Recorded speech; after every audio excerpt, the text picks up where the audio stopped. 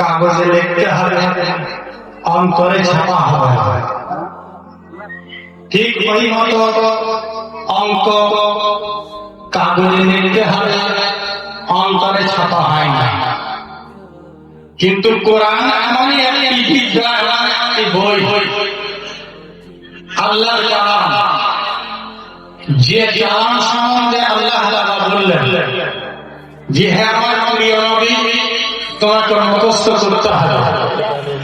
লা তুহাররিক বিহি লিসানাকা লিতা'জালা বিহি ইন্না আলাইনা জামআহু।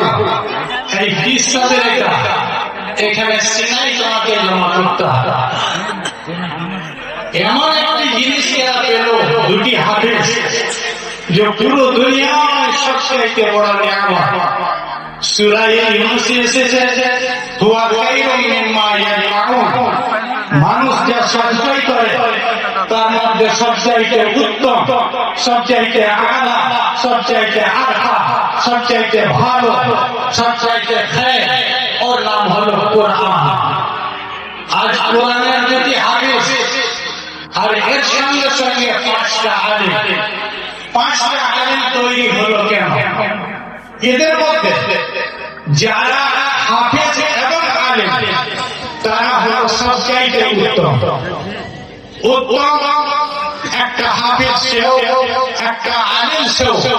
কারণ ওই কোরআনের আয়াতের মধ্যে এসেছে যে ইন্না আলাইনা জামআহু ওয়া কুরআন সুম্মা ইন্না আলাইনা বায়ান।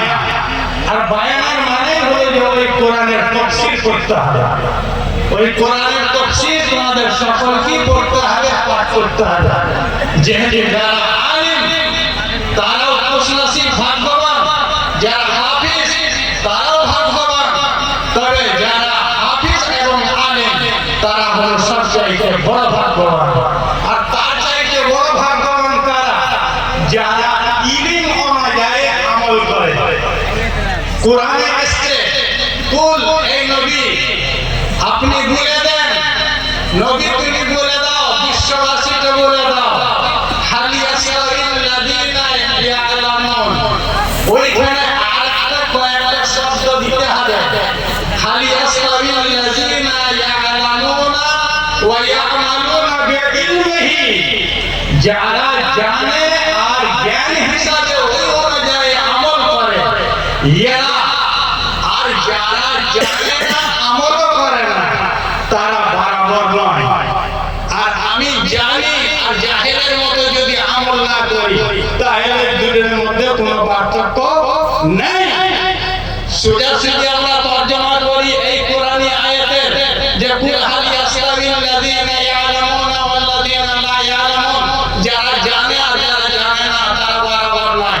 বলুন আপনাদেরকে যদি আমি প্রশ্ন করি, ইবলিস জানে কিনা? আমার চাইতে বেশি জানে। এমন